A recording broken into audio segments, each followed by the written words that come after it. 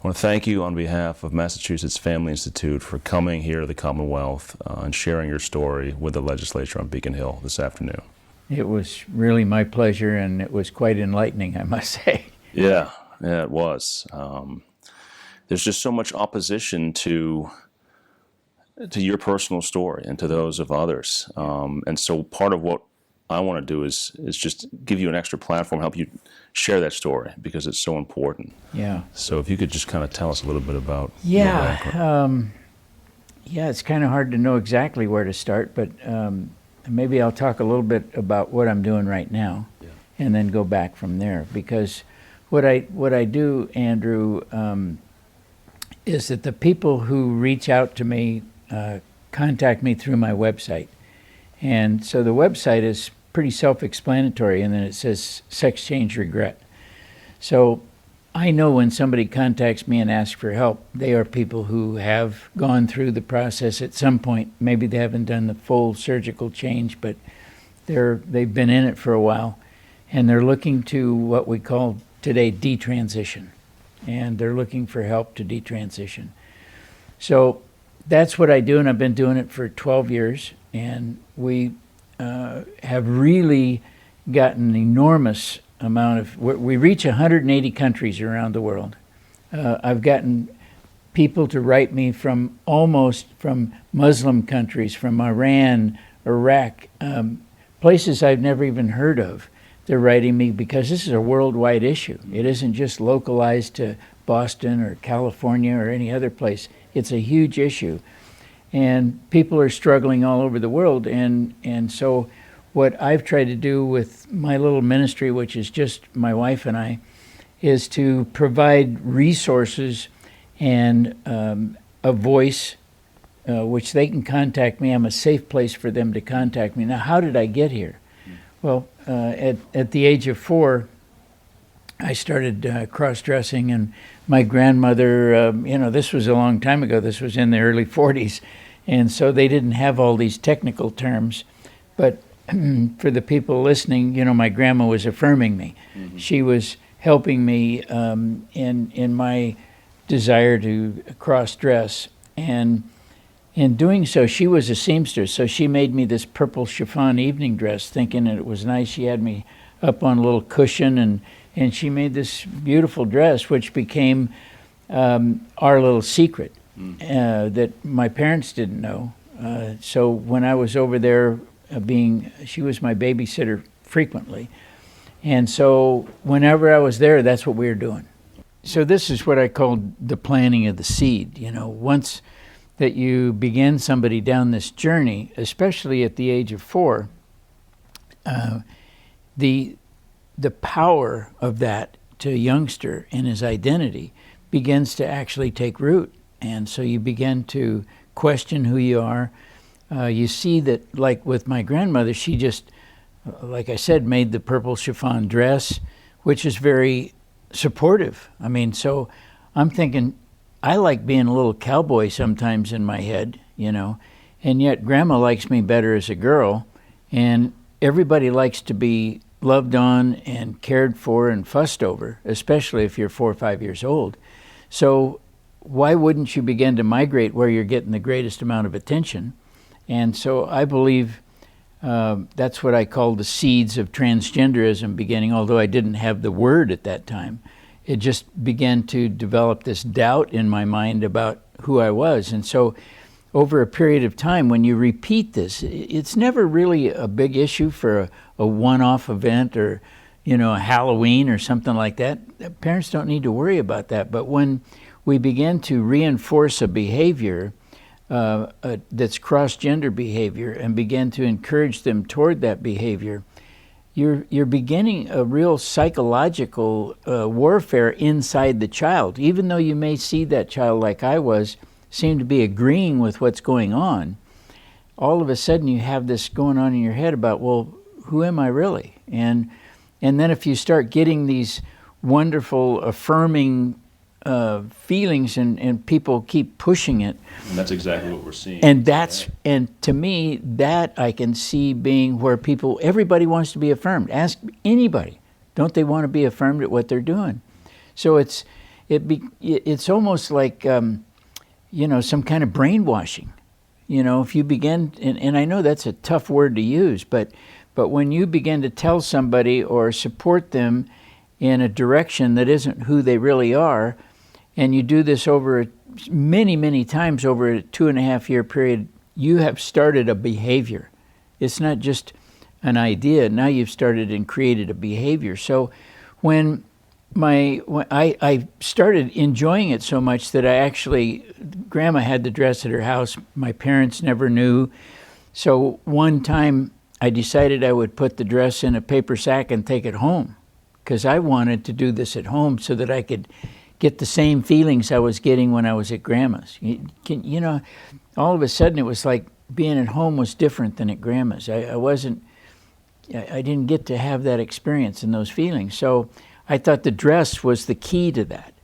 So I took the dress home, put it in my bottom dresser drawer, and kind of hid it. And I was intending on wearing that whenever I could do it secretly. My mom found the dress. And so that caused this huge, as you might imagine, explosion between my mom, my dad, and my grandmother. And of course, I never saw the dress again. That disappeared. Dad made sure that. My dad was an industrial goods salesman and a part-time police officer, not what you'd call a wimpy guy, so this was not something he wanted for his kid, So, but it started some great friction between my mom and my dad and Grandma, which was my mother's mother. And so you could see the tension, and then I felt responsible for it because it was a secret that I let out. So that was kind of the first sort of depressing moment that I had about it, because I was enjoying it. I was enjoying it so much, and what she was doing so much, that I wanted to do it more. What did you enjoy about it? Well, I was trying to recreate the feelings that Grandma gave me about something being good about me, that I was appreciated and I was loved and I was cared for. I had a brother, and so in the household I was in, I didn't get the same kind of affirmation and stuff that I did just as a little boy, because as a little boy I was probably a little more mischievous, and I was probably getting in a whole lot more trouble, and most of the feedback I was getting was probably about, don't do that, you shouldn't do this, normal things. And so, but I didn't get that from Grandma because the contrast was so dramatic. Right. I couldn't do anything wrong at Grandma's. All I had to do is just take in what she was doing and enjoy what she was doing. So you see the weight on a young child at 4, 5, 6 years old, trying to determine which is better for him, and you're going to migrate where it's really easy. I mean, kids want things really easy. You don't want to be told, no, you can't do that. What are you doing that for? So this explosion separated me from my grandmother, separated me from the dress and from dressing. So then I had to internalize it.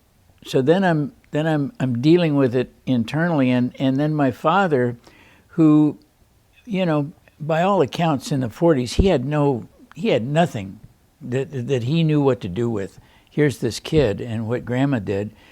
So he took to heavy-handed discipline. Probably today it would be called abuse. In the old days it would be called just good whooping.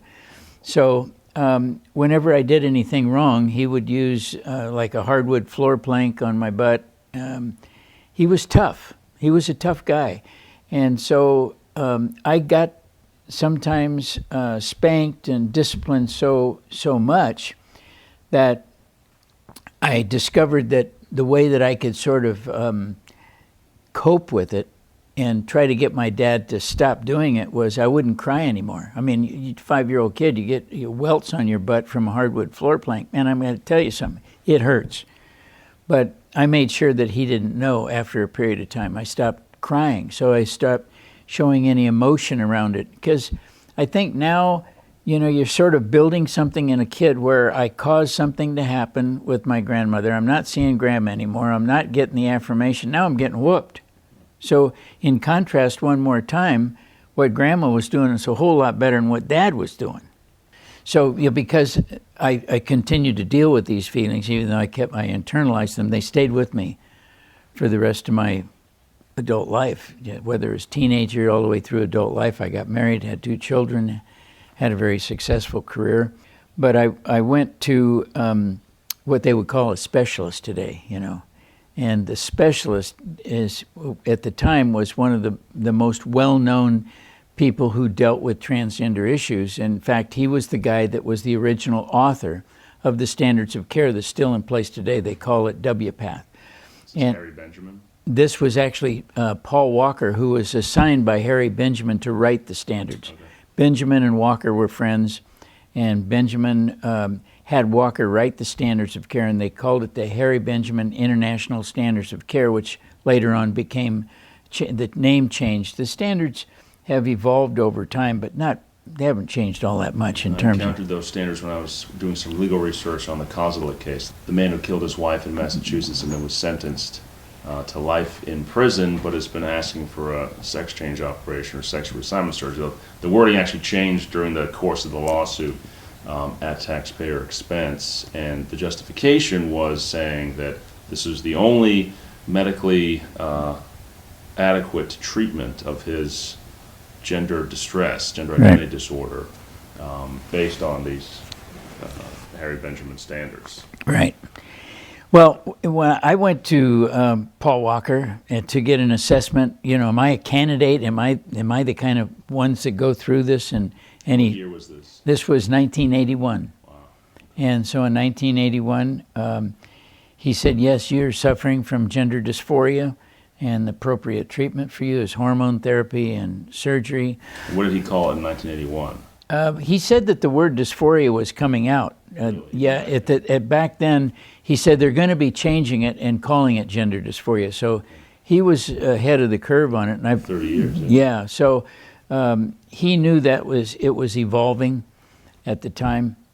He was a homosexual activist. I didn't know that until years later, but he was one of the leaders that kind of promoted this whole gender reassignment surgery.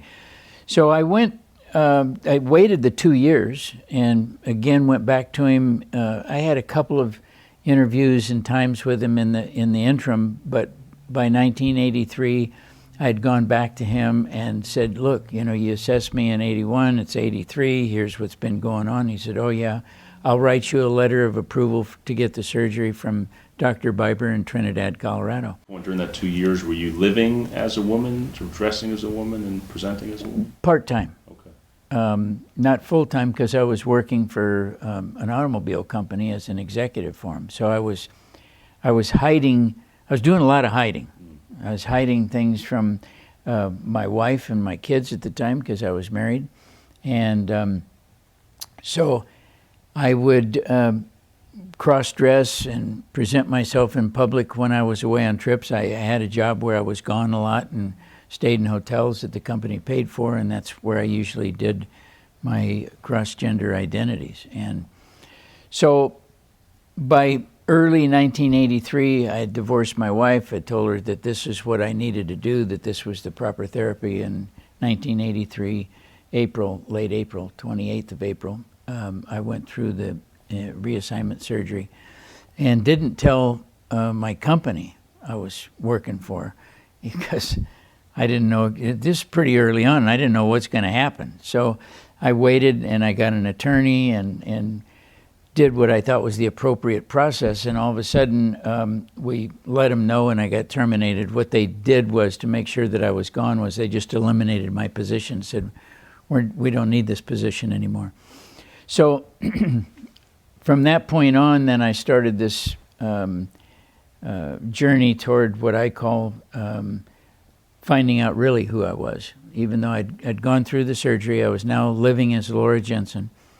I was totally changed your name. Changed my name, changed my entire identity. I was a blonde, and I'm not today. And so I lived out this female transgender role, and but I began also a process of recovering from alcoholism because alcohol had taken its toll on me in terms of I used it for a coping mechanism to deal with getting through this process. And so I got into recovery, and thankfully I've got over 31 years today. So doing that, I went to a Christian psychologist in Pasadena, Dr. Guernsey, who was well known at the time. And he was convinced, and this was after the surgery, early on after the surgery, that I was going to commit suicide. And so he had me connect with Roy Thompson, who's a pastor in Pasadena, and I went to live with their family as Laura and stayed with them for a period of time. He's still one of my best friends today. And so I was dealing with this. I went to work as Laura. I worked in San Francisco and continued this female persona for a long time, going to church and feeling like God had made me that way, that this was the appropriate life for me, and at least that's what I thought. I eventually worked for the Federal Deposit Insurance Corporation and the Postal Service, had good jobs. But somewhere along the line, I started going for therapy with a Christian therapist. In fact, I started going to 2 of them. And we were kind of dealing with the early childhood all of a sudden started to come up. So, okay, well, what happened in the early childhood? Well, when you start talking about these things and you see that, Grandma cross-dressed you, Dad's discipline was a little bit over the top, and I had an uncle that sexually molested me. Well, now, so I got all that going on before I'm 9 years old, and so you're given a 9-year-old kid a pretty big package of things to deal with. And keep in mind, this is like 1948, 1949. Now, they didn't have a whole lot of information going on out there for transgenders in the late 40s. So I was left with dealing with who I am and how I was going to cope with this stuff.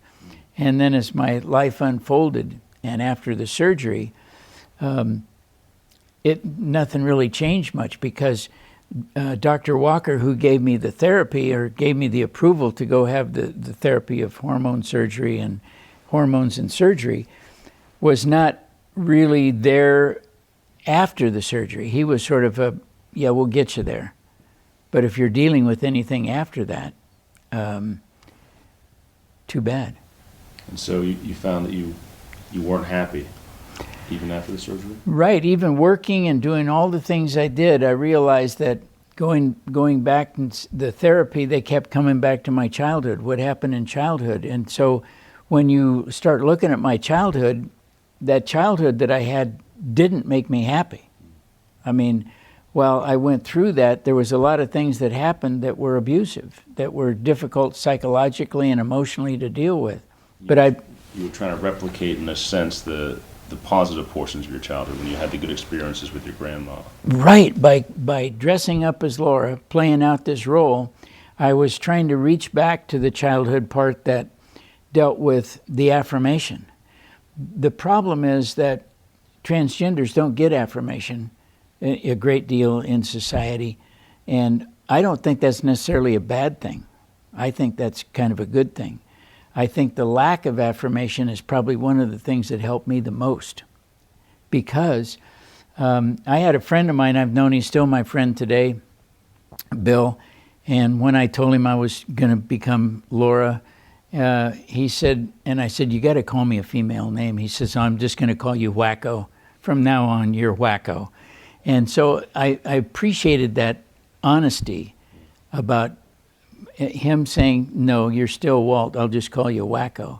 You try all your life, like I did from the time I took the dress home, to recapture that, what Grandma planted as an affirmation. And you're still struggling the rest of your life to try to hit that affirmation. Yeah. But because of all the things that happened early on, not much really is going to happen good until you resolve those early on things. And that's where the 2 therapists began to really help me begin to understand that. And I became suicidal again, not so much because that I was struggling so much, except there was so much loss. All I could think about was how much I lost, because by this time I had been a big executive, making a lot of money, having great success, tremendous success, and this time I have nothing. I have to beg to get food. I was living in people's houses. I had really, I was crashing again. And you lost your family, your wife, I lost and your my children. family. I lost my career. My daughter didn't speak to me for the 8 years that I was Laura. So you also lost, in addition to your job, you lost your wife and your relationship with your children. Mm-hmm. My brother, and my brother still doesn't talk to me today. So that was a lot of loss to be dealing with. And my mother, she had tremendous difficulty with me going through this, as well she should. I wouldn't, so there was a lot of loss, and so there were times of huge, deep depression. And when I began this journey back, that I'm talking to the psychologist, I decided to go to UC Santa Cruz and start studying psychology.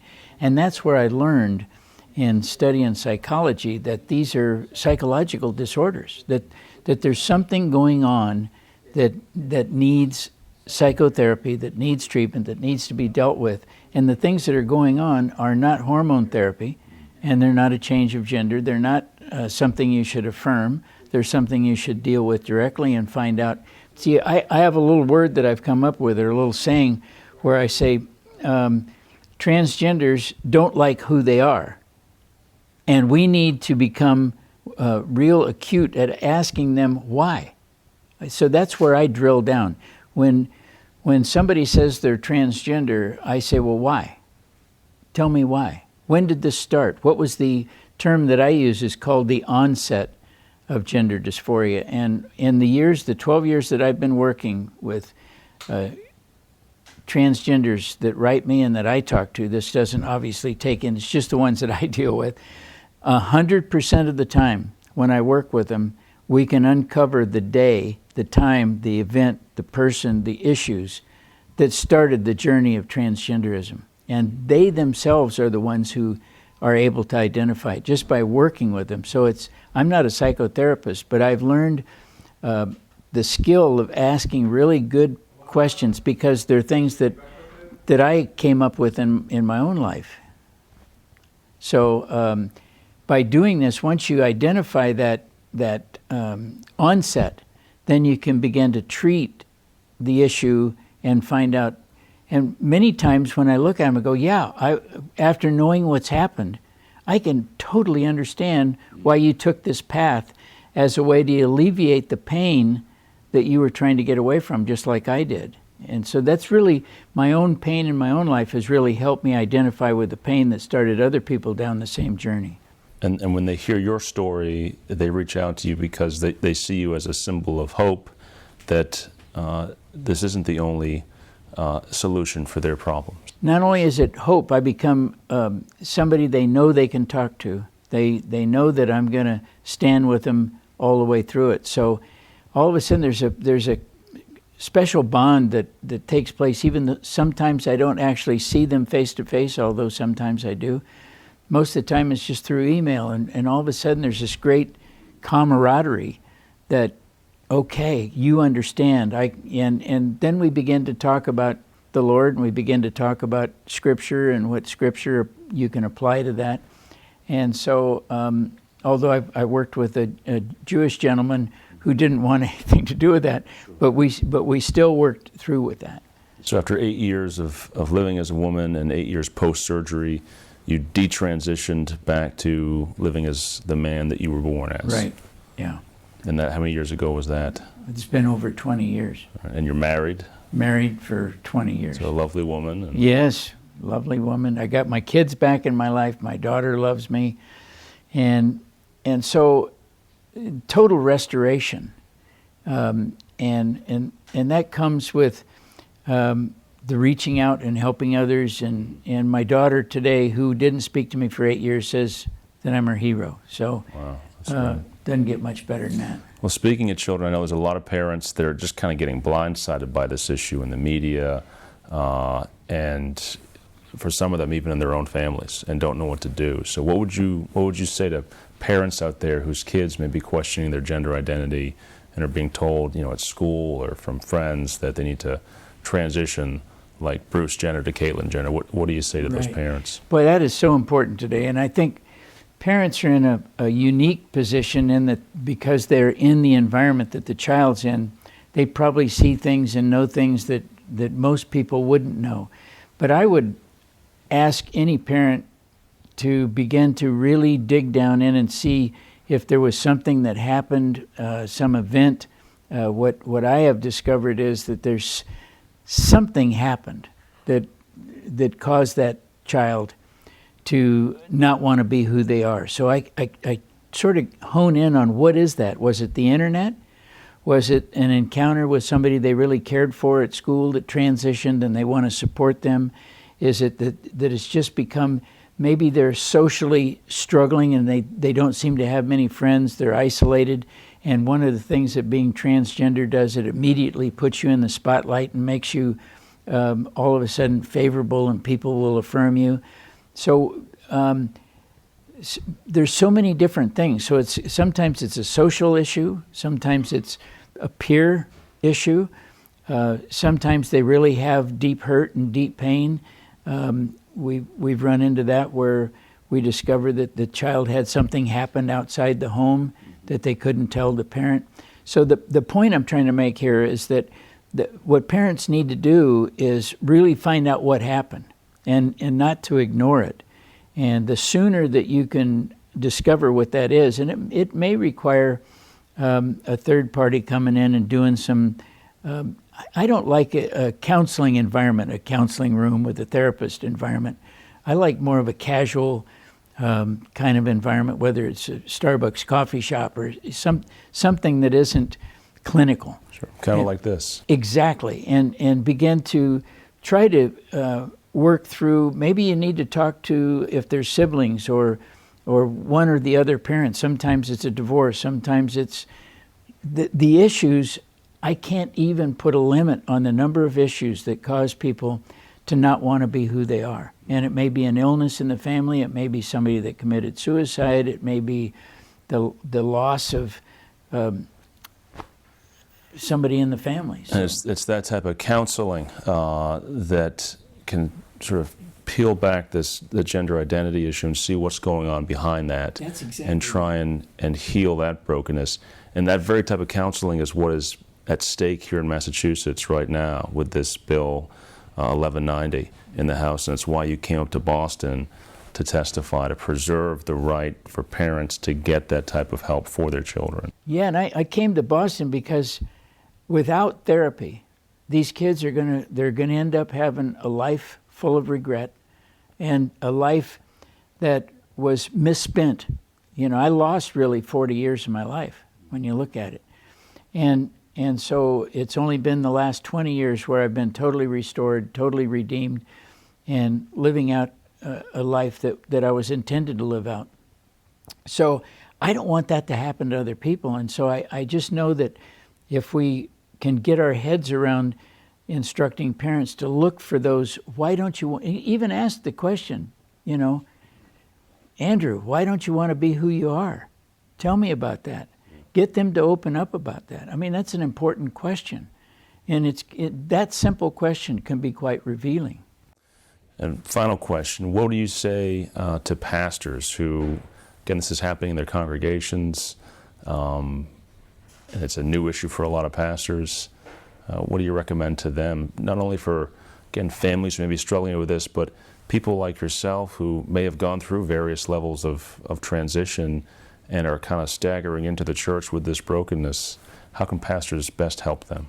Yeah, this is such a troubling issue for churches that it does have to be handled by a pastoral staff or some good counseling in the church, but it needs to be done in a sensitive way. And in my book, A Transgender's Faith, we talk about it, dealing with messy people.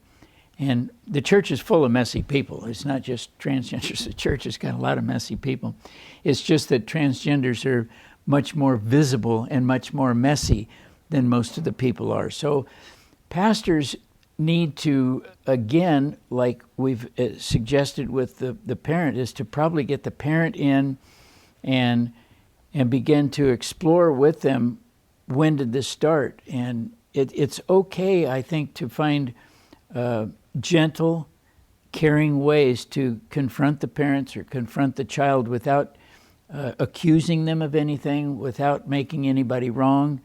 But how do you do that? You do it in a way where, I understand you feel that way. You know, as a pastor, if I'm a pastor, I'd be sitting with the mother and maybe the child. Maybe I'd talk to the husband and wife first and see if they had a clue. Pastors are the key to solving this problem, just like the pastors were in my life, who if just continued to love on me, but they kept digging for what it was without, they allowed me to come to church as Laura. They didn't punish me for showing up as Laura. And there were a couple of times when I was going through detransition and then retransitioning back in a short space of time. I went from Laura to Walt and Walt to Laura. And they found, now that is a really big struggle for a church. Yeah. And so I had to meet with the elder board and with the senior pastor, and all of a sudden I was getting, direct counseling from the church, not only the pastors, but there's a PhD on board. So I was sensitive to the struggle that they had and didn't want to cause them any difficulty, but I knew what I was going through. So I think churches are the place for broken people. Churches are the place for broken people to be healed and redeemed and restored to the fullness of Christ. And if we don't make the church the place for them, we're going to lose them forever, because they're certainly not going to get redemption and restoration at the LGBT. They're going to get it from pastors who have learned how to deal with this issue in an appropriate way. And I've been speaking at churches all over the country, trying to get them interested in loving on the people, but finding out where they're hurting and why they're hurting. I'm not one who wants to affirm them where they are. I tell them, you might be there now, as a transgender, but keep in mind, God still wants to redeem and restore you. And so that may take some doing. And I'm meeting with somebody myself this month who's struggled with that whole biblical process. It's that personal commitment, personal time, personal touch from a pastor, pastoral staff, not passing them off, but just really bringing them in and finding out why they're broken, what broke them, and how are we going to move them back into restoration in Christ. As Christians, we all share that same fundamental identity in Christ. Right. Which we're all moving towards. Well, thanks, Walt. Appreciate you taking the time, coming to Boston, helping us fight this bill and fight for parental rights and the rights of children. You're doing very important work, very timely topic. So thanks a lot. Appreciate it. Thank you. It's my pleasure. Appreciate it.